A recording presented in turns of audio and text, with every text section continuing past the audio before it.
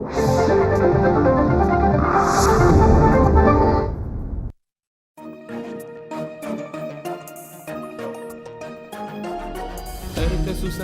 विचार सरणी तंत्रज्ञाने होते प्रगती देई मानवा सुख समृद्धी निसर्ग अन्विज्ञान विज्ञानाच्या रंजक गोष्टी व्यापून घेई सारी सृष्टी जगण्यातील विज्ञान आणिक विज्ञानातील जगणे विज्ञानम जनहिताय विज्ञानम जनहिताय विज्ञानम जनहिताय विज्ञानम जनहिताय विज्ञानम जनहिताय विज्ञानम जनहिताय विज्ञानम जनहिताय विज्ञानम जनहिताय।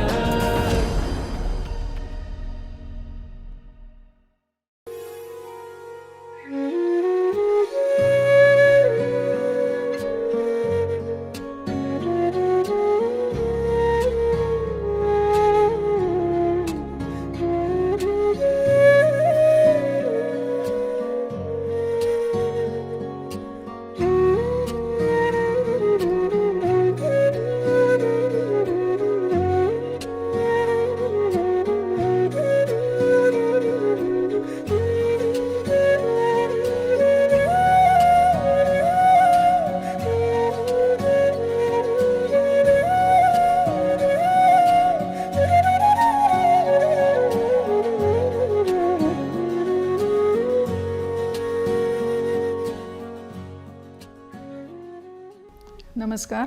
विज्ञानम जनहिताय या कार्यक्रमात आपलं सर्वांचं मनःपूर्वक स्वागत. आपण एखादी गोष्ट विकत आणतो तेव्हा ती शुद्ध असावी, निर्मळ असावी, पवित्र असावी, तर भेसळ अजिबात नसावी असा आपला आग्रह असतो. जुन्या मंडळींना आठवत असेल, एकेकाळी खूप गाजलेलं गाणं होतं, मनशुद्ध तुझं गोष्ट गड्या पृथ्वी मोलाची. ही शुद्धता मनाची आपल्याला हवी असते, आपण घेतो त्या वस्तूंची हवी असते. पण आपलं स्वतःचं जे शरीर आहे ते शुद्ध कसं ठेवायचं, त्याची शुद्धता आपल्याला करता येते का, असे प्रश्न मला वाटतं माझ्यासारखेच तुमच्याही बऱ्याच जणांच्या मनात असतील. त्यामुळे याविषयी आज आपण जाणून घेणार आहोत. आपला आजचा विषय आहे पंचकर्म, ज्याने शरीरशुद्धी होते. आणि ह्या विषयावरती तज्ज्ञ म्हणून आपल्याकडे आले आहेत डॉक्टर विनीता देशमुख. डॉक्टर देशमुख, तुमचं ह्या विज्ञानम जनहिताय कार्यक्रमात मनःपूर्वक स्वागत. डॉक्टर देशमुख ह्या integrated cancer treatment and research Wagholi Pune इथे गेली 30 वर्ष कार्यरत आहेत. त्या सध्या उपसंचालक आहेत.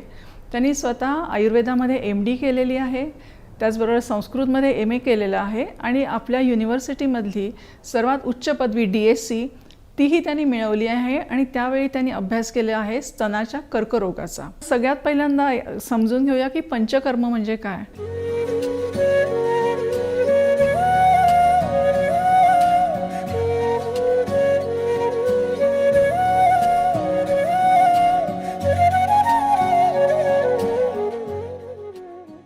डॉक्टर देशमुख, तुम्ही आम्हाला पंचकर्म म्हणजे नक्की काय असतं, हा आयुर्वेदाचाच भाग आहे का काय, हे जरा सांगा ना. आयुर्वेद या चिकित्सा पद्धतीमध्ये अनेक चिकित्सांचा समावेश होतो. त्यामधली एक चिकित्सा पद्धती म्हणजे शमन चिकित्सा, की ज्यामध्ये आपण शरीरातले जे वातपित्त कफ हे दूषित झालेले दोष आहेत त्यांना औषधांच्या सहाय्याने साम्यावस्थेत आणण्याचा प्रयत्न करतो. हा झाला एक चिकित्सेचा प्रकार. दुसरा महत्त्वाचा चिकित्सेचा जो प्रकार आहे तो म्हणजे पंचकर्म, किंवा ज्याला आयुर्वेदामध्ये शोधन चिकित्सा म्हटलं जातं. तर शोधन का म्हटलं जातं, तर या चिकित्सेमध्ये आपल्या शरीरात जे दूषित झालेले दोष आहेत ते शरीराबाहेर काढले जातात आणि शरीराची शुद्धी केली जाते, म्हणून त्याला शोधन चिकित्सा असं म्हटलं जातं. या पंचकर्मामध्ये एकूण 5 कर्मांचा समावेश असतो. पहिलं कर्म म्हणजे वमन चिकित्सा. वमन म्हणजे आपण उलटीचं औषध देऊन उलटी करवणं. आपल्याला नैसर्गिकरित्या उलटी होते, हा आजार आहे, पण इथे आपण उलटीसाठी काही औषधं देतो की जेणेकरून शरीरातला वाढलेला कफदोष बाहेर पडतो. दुसरं कर्म आहे विरेचन, की ज्यामध्ये विरेचक औषधं देऊन विरेचनाची प्रक्रिया आपण उद्युक्त करतो. तिसरा प्रकार आहे बस्ती. याचा अर्थ काय, तर औषधी तेलं किंवा औषधी काढे यांचे आपण बस्ती किंवा एनिमा देतो. चौथा प्रकार आहे रक्तमोक्षण. याचा अर्थ शरीरातील दूषित रक्त हे आपण बाहेर काढतो. आणि पाचवा प्रकार म्हणजे नस्य, म्हणजे नाकावाटे आपण औषधी तेल किंवा काही औषधी काढे किंवा औषधी चूर्ण यांचा वापर करून नाकावाटे आपण ते औषध दिलं जातं. याला नस्य म्हणतात. अशी ही एकूण 5 कर्म आहेत, म्हणून याला पंचकर्म म्हणतात. तुम्ही आत्ता जी माहिती दिली त्याच्यावरून असं वाटलं की ही अतिशय गुंतागुंतीची आणि कौशल्यपूर्ण प्रक्रिया आहे. तर ह्याच्यासाठी नेमकं काय काय करायला लागतं? काही विशेष काळजी घ्यायला लागते का करताना? पंचकर्म ही चिकित्सा पद्धती जी आहे ती जरी अतिशय प्रभावी चिकित्सा पद्धती असली तरी त्यासाठी खूप काळजी घेणं गरजेचं असतं. याचं कारण या प्रक्रियेमध्ये आपल्या शरीरातले दोष बाहेर पडत असतात आणि त्या परिस्थितीमध्ये शरीराला खूप थकवा येतो. तर तो सहन करण्याची ताकद शरीरामध्ये असायला हवी, म्हणून काही पूर्वकर्म सांगितलेली आहेत पंचकर्माच्या आधी. जसं स्नेहन आणि स्वेदन. स्नेहन म्हणजे काय तर शरीराच्या बाहेरून संपूर्ण शरीराला तेल लावणं किंवा अभ्यंग हा एक प्रकार, आणि दुसरं पोटामध्ये काही ठराविक मात्रेमध्ये औषधी तेल किंवा तूप याचं सेवन काही ठराविक दिवस करणं. आणि हे जी स्नेहनाची प्रक्रिया आहे, आभ्यंतर स्नेहनाची प्रक्रिया आहे, ती 3 ते 7 दिवसात पूर्ण होते. ती ओळखायची कशी ह्याची काही लक्षणं ग्रंथामध्ये सांगून ठेवलेली आहे. आणि ते स्नेहन पूर्ण झालं, आतून बाहेरून शरीराला पूर्ण स्नेहन झालं की त्याचबरोबर अजून एक उपक्रम केला जातो, तो म्हणजे स्वेदन. स्वेदन म्हणजे काय तर संपूर्ण शरीराला शेक दिला जातो. म्हणजे स्नेहनाने आपल्या छोट्या छोट्या शरीरातल्या ज्या पोकळ्या आहेत त्यांना मऊपणा येतो आणि शेक दिल्यामुळे त्यात जो चिकटलेला मळ आहे किंवा चिकटलेले दोष आहेत ते हळूहळू सुटायला सुरुवात होते. त्यामुळे ही जी प्री प्रोसिजर किंवा हे पूर्वकर्म आहे ते अतिशय महत्त्वाचं आहे. आणि ते पूर्वकर्म केल्यानंतरच आपण प्रत्यक्ष कर्म म्हणजे वमन किंवा विरेचन हे आपण करू शकतो. वमन विरेचन ज्या दिवशी दिलं जातं त्या दिवशी रुग्णाला आदल्या दिवशीचा आहार पूर्ण पचला की वमनासाठी रुग्णाला सकाळी वमन करणारी म्हणजे उलटी उद्युक्त करणारी अशी औषधं काढे पाजली जातात. ती दिल्यानंतर 48 मिनिटाच्या आत वमनाचे वेग यायला सुरुवात होते. कमीत कमी 5 वेग, काही रुग्णांमध्ये 10-12 वेगही येतात. हे वेग येताना एक काळजी घ्यायला लागते की सारखं रुग्णाला तो वमन करणारा काढा पाजायला लागतो. जर जितकं लिक्विड आतमध्ये जाईल तितकं वमन सुखाने होतं, रुग्णाला त्रास होत नाही. ही प्रक्रिया 1 तासभर चालते. पण त्यानंतर रुग्णाला थकवा येतो थोडाफार, आणि तो थकवा काढण्यासाठीचा मार्ग काय असतो तर त्यानंतर रुग्णांनी पूर्ण विश्रांती घ्यायला पाहिजे. आणि इतकं वमन झाल्यानंतर त्याचा अग्नी मंद झालेला असतो. त्यामुळे ही जी भूक मंदावली असते ती तात्पुरती असते. त्याच्यासाठी जर रुग्णांनी योग्य ती काळजी घेतली, आहाराचा एक उपक्रम सांगितला आहे की ज्याला संसर्जन क्रम म्हणतात. अशा पद्धतीने अग्नी मंद झालेला असताना एकदम तुम्ही जर जड पदार्थ खाल्ले तर ते पचणार नाहीत. म्हणून हळूहळू आपला अग्नी वाढवायला लागतो. त्याच्यासाठी आधी पातळ पेस्ट द्यायला सांगितली आहे, मग मुगाचं कढण द्यायला सांगितलं आहे, मग जे मांसाहार सेवन करणाऱ्या व्यक्ती आहेत त्यांना मांसाहार सेवन करायला सांगितलं आहे. असं करत करत हळूहळू मऊ खिचडी, मुगाचं वरण आणि असं हळूहळू करत पूर्ववत मूळ आहारावर यायला सांगितलं आहे. याच्यामुळे काय होतं की हळूहळू अग्नी प्रदीप्त होतो आणि मग जो अग्नी प्रदीप्त झालेला असतो तो दीर्घकाळ तसाच राहतो की जेणेकरून मनुष्याच्या शरीरामधील व्याधी प्रतिकारशक्ती सुधारते आणि जे आपण लाईफस्टाईल डिसऑर्डर्स म्हणतो त्या डिसऑर्डर्स टाळायला यामुळे निश्चितच मदत होते. आत्ता मी वमनाबाबत सांगितलं, तशाच पद्धतीने विरेचनासाठीचा काढा साधारणतः दुपारी दिला जातो. बस्ती द्यायची असेल तर त्याचाही एक क्रम असतो. 8 दिवस, 14 दिवस किंवा 21 दिवस बस्ती उपक्रम दिला जातो. 1 दिवस काढ्याचं बस्ती, 1 दिवस तेलाचा बस्ती, असा अल्टरनेट बस्ती दिले जातात. किंवा काही बृहण बस्ती असतील म्हणजे दुधाचे बस्ती असतात किंवा काही शरीराची शक्ती वाढवणाऱ्या औषधांचे बस्ती असतात. असा तो बस्ती उपक्रम असतो. रक्तमोक्षणामध्येही आधी स्नेहपान करून म्हणजे आधी स्नेह म्हणजे घृत किंवा तैल म्हणजे तेल किंवा तूप प्यायला देतात. शरीर स्निग्ध झाल्यानंतर रक्त बाहेर काढलं जातं आणि नस्य म्हणजे नाकात औषध टाकलं जातं. असा हा पूर्ण जो उपक्रम आहे तो अतिशय सजगतेने काळजीपूर्वक करावा लागतो. अगदी 100% या उपक्रमाचा रुग्णाला फायदा होतो. तुम्ही काहीतरी रक्त काढलं जातं असं म्हणाल, म्हणजे कसं काढतात? आपलं इंजेक्शननी काढतात तसं का काही वेगळी पद्धत आहे आयुर्वेदाची? आपण याच्यामध्ये आयुर्वेदामध्ये वेगवेगळ्या पद्धती सांगितल्या आहेत. मुख्यतः 4 पद्धती सांगितल्या आहेत. एक म्हणजे इंजेक्शननी जे रक्त काढलं जातं, जी ज्याला शिरावेद म्हणतात, की ज्या आपल्या शिरा आहेत त्यांचा वेध करून रक्त बाहेर काढलं जातं. दुसरी एक प्रभावी पद्धत आयुर्वेदाने सांगितली ती म्हणजे जलौकावचरण. तर जलौकावचरण ह्याचा अर्थ काय, तर जळवा. आपण हे सगळ्यांना माहिती असतील की पाण्यामध्ये चिखलामध्ये जे जळवा असतात त्यात दूषित म्हणजे त्याच्यामध्ये विषारी आणि निर्विष जळवा असे 2 प्रकारचे जळवा असतात. तर आपण इथे या चिकित्सेसाठी निर्विष जळवा वापरतो आणि त्या जलौका जिकडे त्वचा विकार आहे किंवा जिकडे रक्तदुष्टी आहे अशा शरीराच्या भागावर त्वचेवर त्या जळवा लावल्या जातात. त्या अशुद्ध रक्त शोषून घेतात आणि त्यानंतर त्या आपोआप रक्त शोषून घ्यायचं थांबवतात आणि मग त्या भागामधील रक्ताची शुद्धी होते. मग त्या जलौकांमध्ये जे रक्त असतं ते आपण हळद लावून बाहेर काढतो. जलौका पूर्ववत मूळ पदावर त्यांची जी मूळ आकार होता त्यावर येतात. त्या आपण 7 दिवस तशाच पाण्यात ठेवतो, रोज पाणी बदलतो आणि 7 दिवसांनी त्याच रुग्णामध्ये त्याचा पुन्हा वापर करतो. ही एक पद्धत आहे. आणि आणखीन 2 पद्धती आहेत पण आज त्या व्यवहारात फारशा वापरल्या जात नाही. ते म्हणजे शृंग आणि आलाबू. आणि काहीतरी शिरोधारा वगैरे असतं ते पण ह्यातलाच प्रकार आहे का काही वेगळं आहे? हां, नाही, ह्या पंचकर्मांशिवाय आणखीन काही उपक्रम आयुर्वेदीय संहितांमध्ये सांगितलेले आहेत. हे जे उपक्रम आहेत, शिरोधारा आहे किंवा योनिधावन, योनिपिचू, नाभीबस्ती, या सगळ्यांचा समावेश पंचकर्मात होत नाही, परंतु ह्या सगळ्या लोकल ट्रीटमेंट्स आहेत आणि त्याचा उपयोग पंचकर्म चिकित्सेच्या जोडीला केला जातो. की आम्ही जेवढे ट्रिपल निगेटिव्ह ब्रेस्ट कॅन्सरचे पेशंट बघितले या स्त्रियांमध्ये शिरोधारा हा उपक्रम नित्यनेमाने करायला सुरुवात केली आणि मग आमच्या असं लक्षात आलं की स्ट्रेस कमी झाल्यानंतर त्यांचं रिकरन्स होण्याचं प्रमाण हे खूप कमी झालं. त्यामुळे ही अतिशय प्रभावी चिकित्सा पद्धती आहे. ती जरी पंचकर्मामध्ये समाविष्ट होत नसली तरी पंचकर्माला पूरक अशी चिकित्सा पद्धती आहे. विज्ञानम जनहिताय. पण आता हे नेमकं किती दिवस करतात? म्हणजे तुम्ही मगाशी एकदा 10 दिवस म्हणालात, एकदा 7 दिवस, तर काही त्याचे नियम आहेत आणि हे कोणी करून द्यावं? आता ह्याच्यामध्ये प्रत्येक कर्माला लागणारे दिवस वेगवेगळे आहेत. जसं आता वमन आणि विरेचन याच्यामध्ये आपण बघितलं की पूर्वकर्म. तर पूर्वकर्म म्हणजे स्नेहपान हे 3 दिवस, 5 दिवस किंवा 7 दिवसामध्ये पूर्ण होतं. 3 ते 7 दिवस या मर्यादेमध्ये पूर्ण होतं. तर ते प्रत्येक व्यक्तीच्या कोठ्यावर अवलंबून आहे. ज्या व्यक्तींचा कोठा खूप क्रूर आहे, आपण म्हणतो की याचा खूप कडक जड कोठा आहे, तर अशा व्यक्तींमध्ये स्नेहपान पूर्ण व्हायला 7 दिवसही लागू शकतात. पण ज्याचा अगदी हलका कोठा आहे त्याला 3 दिवसात तेवढं तूप पचून जातं. समजा 3 दिवस स्नेहपान पूर्ण झालं तर वमन द्यायचं असेल तर मध्ये 1 दिवस आपण विश्रांतीचा दिवस देतो आणि मग पुढच्या दिवशी आपण वमन करतो. वमनानंतर पुढे 2 दिवस, 3 दिवस, 4 दिवस आवश्यक आहे तेवढे दिवस संसर्जन क्रम केला जातो.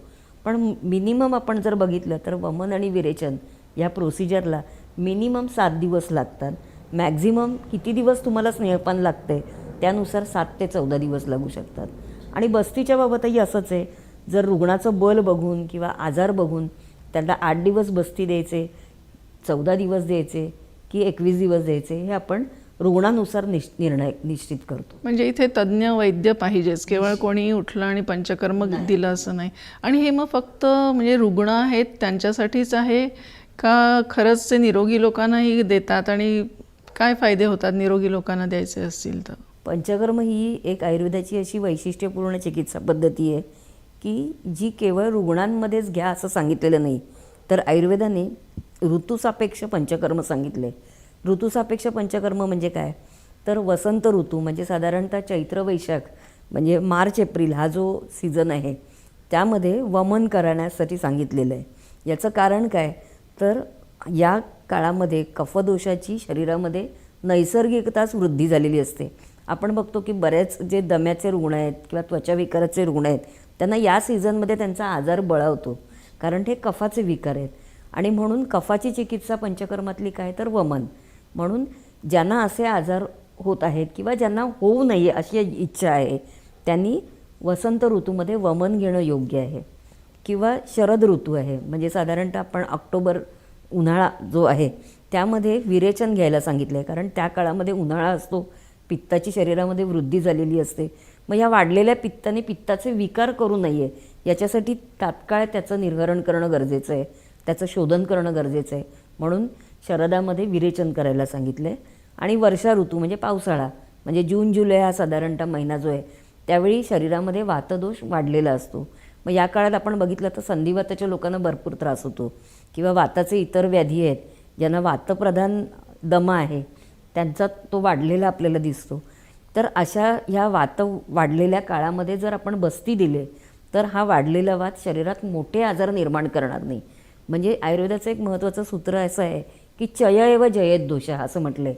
चय म्हणजे काय की दोष शरीरामध्ये जेव्हा साठायला सुरुवात झालेली आहे तेव्हाच ते बाहेर काढा. तुम्ही वाट बघत बसू नका वेळीच तुम्ही उपाययोजना वाट बघू नका की त्यांनी आजारासारखं उग्र रूप धारण करावं. त्यामुळे स्वस्थ व्यक्तींनी, स्वस्थ याचा अर्थ काय की आजकालच्या काळात अगदी कुठलाच आजार नाही अशी कोणी व्यक्ती सापडणं अवघड आहे. कोणाला आम्लपित्ताचा त्रास असतो, कोणाला सर्दी खोकल्याचा त्रास असतो. हे काही मोठे आजार नसतात, पण हे आजार जनरली सिझनल असतात. तर ते सिझनल आजार बळावू नयेत म्हणून अशा व्यक्तींनीही नियमित पंचकर्म करावं.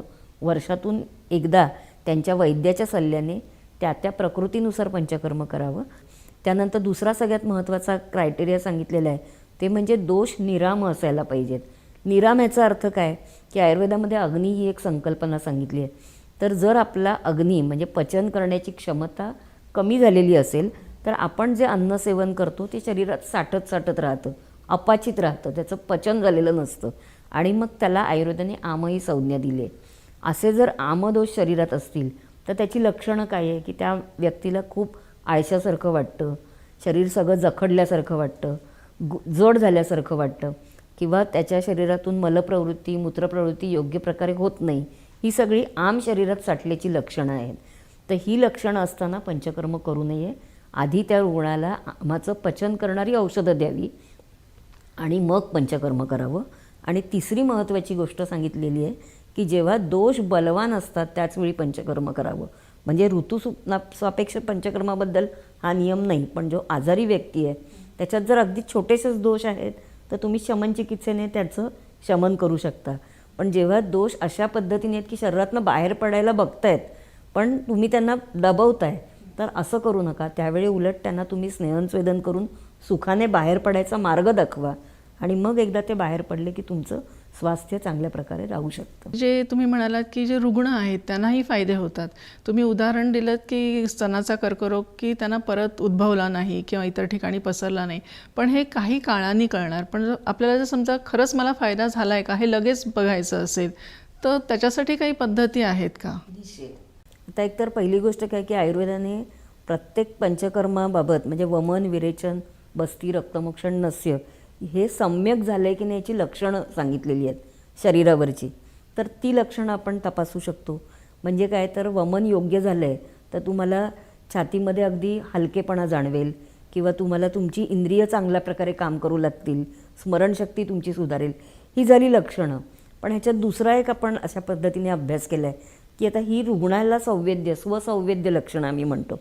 पण नक्की शरीरात काय घडलं आहे हे तर आपल्याला समजायला पाहिजे पंचकर्माने. तर ह्याच्यासाठी आम्ही मुखाच्या कॅन्सरचे जे रुग्ण होते आणि ज्यांच्यामध्ये आम्ही पंचकर्म चिकित्सा देत होतो त्यांची रक्ताचे नमुने आम्ही ॲक्ट्रॅकसारख्या हॉस्पिटलमध्ये त्यांच्या इम्युनॉलॉजी डिपार्टमेंटमध्ये तपासणीसाठी पाठवले आणि यांच्या इम्युन मार्कर ज्याला म्हणतात किंवा सायटोकाईन स्टडी म्हणतात तो पूर्णपणे केला. आणि त्यात असं लक्षात आलं की पंचकर्म केल्यानंतर लगेचच त्यांची इम्युन सिस्टीम सुधारायला मदत होते. पण याच्यात दुसरा एक असं ऑब्झर्वेशन लक्षात आलं की जे आयुर्वेदाच्या सिद्धांतालाच धरू नये की तेच पेशंट आम्ही पुढे फॉलो केले आणि त्यांना आम्ही वर्षातनं 2दा पंचकर्म केलं होतं. पण 2 पंचकर्मांमध्ये साधारणतः कमीत कमी 3 आणि जास्तीत जास्त 6 महिन्याचा अवधी होता. तर पंचकर्म झाल्यानंतर त्यांची प्रतिकारशक्ती सुधारली, पण साधारण एक 3 ते 6 महिन्यांनी पुन्हा त्यांची प्रतिकारशक्ती कमी होऊ लागली. पुन्हा पंचकर्म केलं, पुन्हा प्रतिकारशक्ती सुधारली. याचा अर्थ आयुर्वेदाने जो सिद्धांत सांगितला आहे की पंचकर्म ही एकदा करायची चिकित्सा नाही आहे. तर तुमच्या शरीरात साठलेले दोष साठतच असतात. मग ते ऋतूबदलामुळे असेल, तुमच्या काही चुकीच्या आहारविहारामुळे असेल, तर साठलेले दोष हे साठवून ठेवू नका. ते मोठ्या प्रमाणात साठले की ते उग्र स्वरूप धारण करतात. तर ते दरवर्षी तुम्ही बाहेर काढण्याचा प्रयत्न करा. विज्ञानम जनहिताय. केरळी पंचकर्म अशी बऱ्याच प्रमाणात जाहिरात केली जाते. हे नेमकं काय आहे? तुम्ही जी आत्ता प्रक्रिया सांगितली ती आणि ही एकच प्रक्रिया आहे का काही त्याच्यात भेद आहेत? नाही, पंचकर्म हे आयुर्वेदीय ग्रंथकारांनी एकाच प्रकारचं सांगितलं आहे. म्हणजे त्यात केरळीय पंचकर्म वगैरे असा काही वेगळा भेद सांगितला नाही. पण केरळमध्ये किंवा साऊथमध्ये जास्त करून आत्ता मी जे स्नेहन किंवा मसाज हे उपक्रम सांगितले त्याला खूप प्राधान्य दिलं गेलं आहे आणि त्याचे वेगवेगळे प्रकार तिथे अवलंबले जातात. म्हणजे संपूर्ण शरीराला मसाज करणं किंवा त्यांच्याकडे पिशिंचील किंवा वेगवेगळ्या प्रकारे मसाज केले जातात आणि तिथे मसाज या चिकित्सा पद्धतीला खूप प्राधान्य दिलेलं आहे. म्हणून केरळीय पंचकर्म असं एक वेगळं म्हटलं जातं. पण खरं तर मसाज हे पंचकर्माचं पूर्वकर्म आहे, ते प्रधान कर्म नाही आहे. त्यामुळे त्यात काही फरक नाही आहे, फक्त करण्याच्या पद्धती काही ठिकाणी वेगळ्या आहेत. आता आपल्या देशात तर मला वाटतं पंचकर्म सगळीकडे आहे, पण तसंच बाकीच्या देशात कुठे आहे का? कारण शेवटी माणूस म्हटला की त्याचे आजार सगळीकडे सारखेच असणार जगभर. पंचकर्माबद्दल बोलायचं झालं तर आजकाल पंचकर्म सेंटर ही आधिक्याने भारतातच आहेत. पण परदेशात मसाज सेंटर्स खूप आहेत. म्हणजे जपान, जर्मनी, ऑस्ट्रेलिया किंवा UK, USA अशा बऱ्याच ठिकाणी आयुर्वेदिक वैद्य किंवा काही ट्रेन थेरपिस्ट हे मसाज सेंटर चालवतात. परंतु पंचकर्म सेंटर त्या मानाने खूप कमी आहेत. याचं कारण 2 महत्त्वाची कारणं आहेत. एक म्हणजे औषधांची उपलब्धता, की आपल्याकडे या पंचकर्मासाठी लागणारी जी औषधं आहेत ती भारतात चांगल्या प्रकारे उपलब्ध आहेत. आणि दुसरी सगळ्यात महत्त्वाची की यासाठी अतिशय कुशल असे वैद्य असणं गरजेचं आहे. Konnichiwa, Makiko-san. I was really surprised to see you here, and then I learned that you are coming here for Panchakarma. So how do you know about this place and how long you have been coming here? Yes, 28 years back, my Guruji, Sarajmukh sir, coming to Japan. At that time, I didn't know him. And then when I showed my pulse for him, he exactly the same my health condition. And then at that time, I had the asthma. And then so many years I was suffering with this. And then he said, come to Panchakarma. At that time I didn't know what is the Panchakarma. But when I come here, after the 5th day, some yellow things come out. Since then, I do not have any attack. And then the period become regular. And then the body temperature is going the regular, the range. And then my anger is controlled. According to my husband, it is slightly controlled, but anyway, it is controlled. So like this, the big changes happen. So it is amazing, isn't it? Since then, I try to bring the patient to the Panchakarma hospital. So 28 years I'm doing this. आत्तापर्यंत आमच्या रुग्णालयामध्ये परदेशातील 600हून अधिक रुग्णांनी पंचकर्म चिकित्सा घेतलेली आहे. यामध्ये Germany, Japan, USA, Brazil, Russia, Australia अशा अनेक देशातील रुग्ण आलेले आहेत. आणि मला सांगायला आनंद होतो की आमच्या संस्थेला 10 वर्षापूर्वी टाटा ट्रस्टने खास पंचकर्म चिकित्सेसाठी 60 बेड्सचं हॉस्पिटल उभारण्यासाठी अनुदान दिलेलं आहे. आणि या अनुदानातून अतिशय सुसज्ज असं पंचकर्म रुग्णालय आम्हाला उपलब्ध झालं आहे की जेणेकरून आम्ही सर्व प्रकारच्या रुग्णांची या पंचकर्म चिकित्सेच्या सहाय्याने सेवा करू शकतो. तुम्हाला आता भारतातला अनुभव आहे आणि जागतिक अनुभवही आहे, त्यामुळे त्या अनुभवाच्या आधारावर तुम्ही आमच्या प्रेक्षकांना काय संदेश द्याल? मी एवढंच सांगू शकेन की आयुर्वेदातली ही पंचकर्म चिकित्सा जी आहे तिचा अंगीकार प्रत्येक भारतीयाने करावा. आपल्या आयुर्वेदशास्त्राला मिळालेली ती एक देणगी आहे. म्हणजे आजारी पडल्यानंतर आपण मोठमोठ्या हॉस्पिटलमध्ये जातो, तिथे पैसे खर्च करतो. बरं, पैसे खर्च करणं हा एक भाग झाला, शिवाय आपल्या शरीराला त्रास, आपल्या नातेवाईकांना त्रास. त्याच्यापेक्षा वर्षातून एकदा, जसं आपण कुठेतरी वर्षातून एकदा फिरायला बाहेर जातो, त्याऐवजी किंवा त्याच्याबरोबरही असंच जर तुम्ही वर्षातनं एकदा पंचकर्म चिकित्सा जर घेतली तर निश्चितच तुमचं आयुष्य खूप चांगलं सुधारू शकेल, आयुष्याची गुणवत्ता सुधारू शकेल. आणि दुसरं एक सगळ्यात महत्त्वाची गोष्ट मला सांगावीशी वाटते ती म्हणजे पंचकर्म चिकित्सा ही OPD बेसिसवरची चिकित्सा नाही. त्यासाठी तुम्ही वेळ दिला पाहिजे, तुम्ही रुग्णालयात राहून ती चिकित्सा घेतली पाहिजे. आपल्या आयुष्यातले दर वर्षातले 14 दिवस किंवा कमीत कमी 10 दिवस प्रत्येक रुग्णाने प्रत्येक व्यक्तीने काढावे आणि आपलं आरोग्य चांगलं ठेवण्यासाठी मदत करावी. डॉक्टर देशमुख, आपण इकडे आज विज्ञानम जनहिताय कार्यक्रमात आलात आणि खरं सांगायचं तर आरोग्याची गुरुकिल्ली तुम्ही लोकांना दिलेली आहे की 10 दिवस तुम्ही स्वतःसाठी काढा आणि वर्षभर चांगलं आरोग्यपूर्ण आयुष्य जगा. आपण इथे आलात त्याच्याबद्दल आपल्याला मनपूर्वक धन्यवाद.